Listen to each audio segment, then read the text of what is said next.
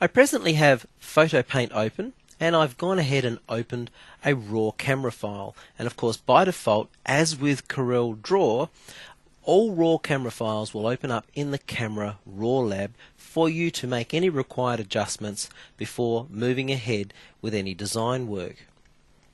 The Camera Raw Lab allows you to do things that your camera didn't do for you.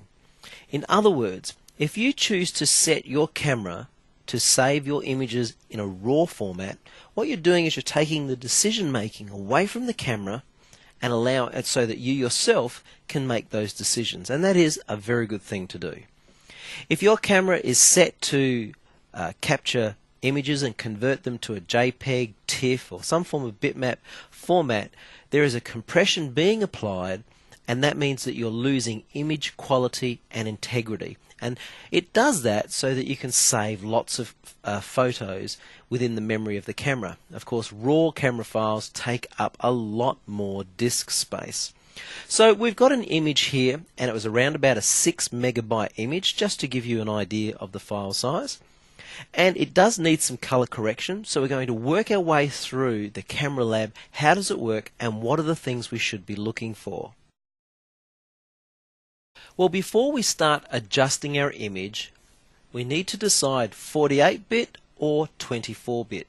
Now remember, we're using a raw camera file because it contains so much color information for us to be able to work with.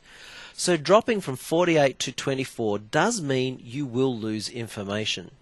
However, I have to admit the outcome still is a very good quality outcome, but of course for the best outcome, 48-bit is the way to go.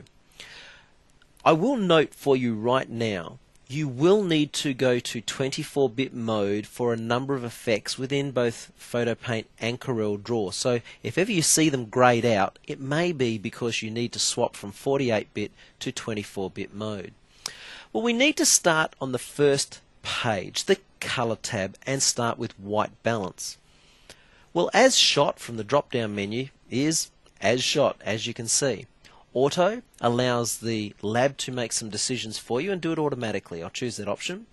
Look, a very, very light blue cast was placed over the image. From my perspective, it didn't really do anything that I would want to work with. If you choose the other options, say for example tungsten, it will throw a very blue cast, and something like shade will be a more yellow cast. Well, none of those are particularly what I want to work with, so what I might do is try the eyedropper option. Effectively, this allows you to perform your own white balance. If you select the eyedropper tool, the idea is click in the whitest, most colorless area of your image. And you'll find this is what you do with some video cameras and expensive digital cameras. You hold up something white and you adjust the light balance against that white object. So I'm going to click right here and see what the system does, and it has thrown a real blue cast. Well, I don't really agree with that, not what I'm looking for, so I'm going to for right now reset to original. The next area is temperature. Effectively, this slider allows you to change the major cast of color over your image. For me, I actually believe there's a slight blue cast over this, so I'm going to move away from the blue end and more toward the magenta yellowy end. The tint slider is almost a fine-tune adjustment of the temperature. As I move the tint, you'll notice the color of the temperature above change. So as I move to the right, the temperature is becoming quite yellow in toward there. Well, I still think I do need to move toward yellow, or ochre I would call it. And notice how the green in the background actually looks a lot more green now. Well, let's think about that.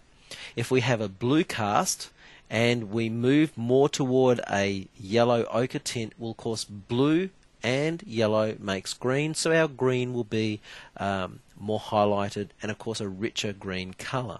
Notice the histogram. The green level has increased.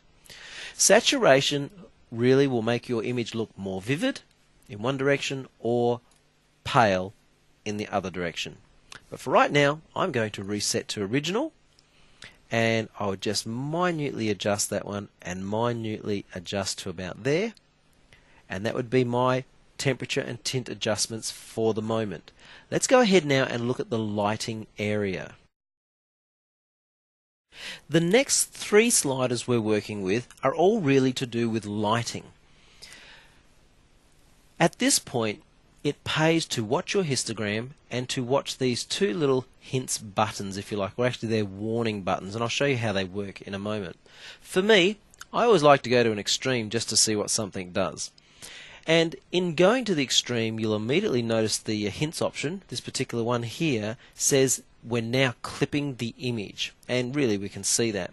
If I just zoom in a little, zoom back out there, see all of this white in here? That is the clipping that this is referring to. In fact, if you click on the little hint button, it will colorize with that pink there all of the areas that are being clipped, and basically it's the whole image, as you can see.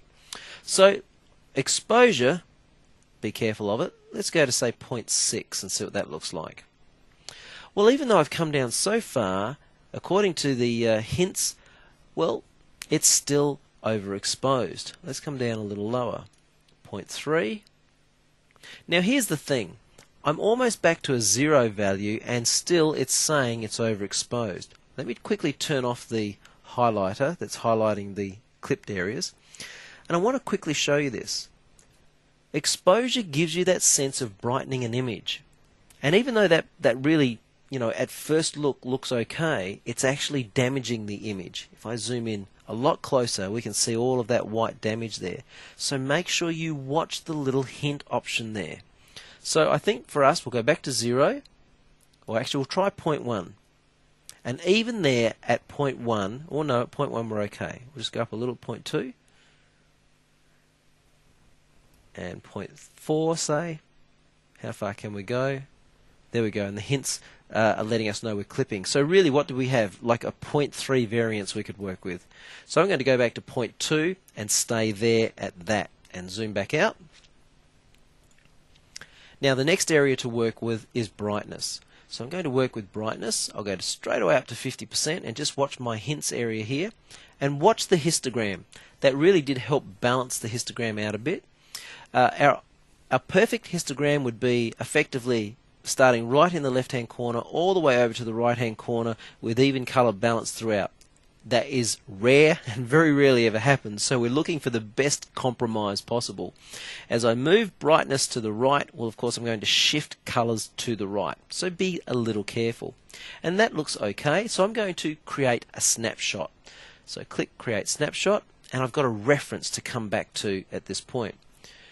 The next slider, the shadow slider, what it does is it creates contrast, and it will also move the pixels, color pixels, to the left. So let's just watch the little hints option here, and where is too far? Right there is too far. Notice how the colors came down.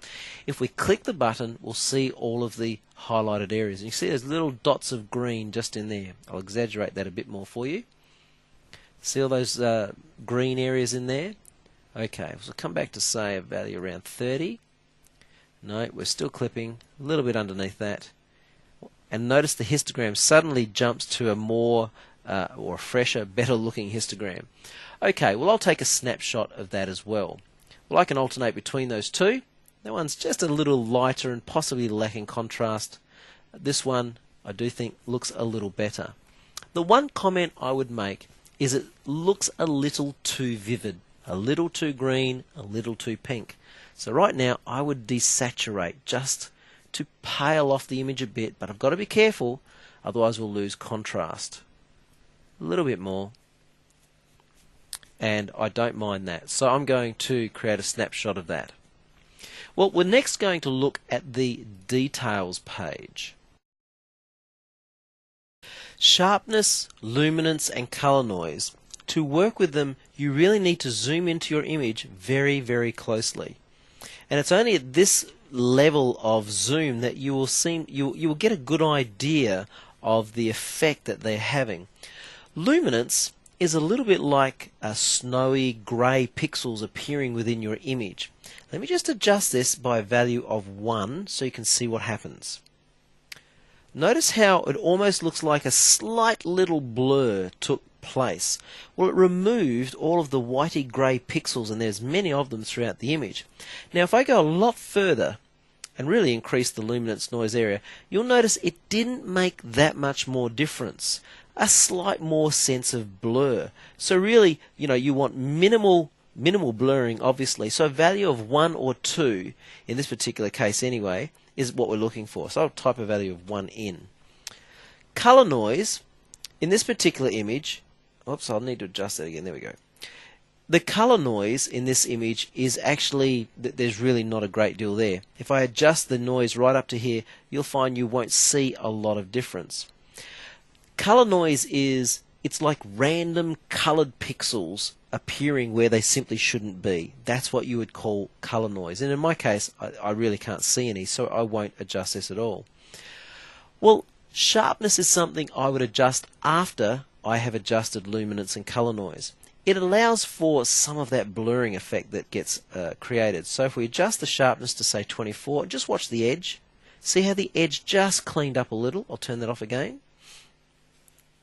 Be careful, you're trying to find that point where if I go too far, you'll find that obviously we're highly pixelated, back to halfway, and these are the things that you have to do, and you will notice, by the way, that the warning came up just then.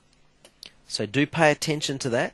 So really, between 0 and around 45, something like that is our working area. And I'd be inclined to suggest, even there for me, I can see just the odd little bit of pixelation. So I think back here around the 25 mark would be around about right for me. So the properties page, just to highlight this for you, is obviously a page of reference.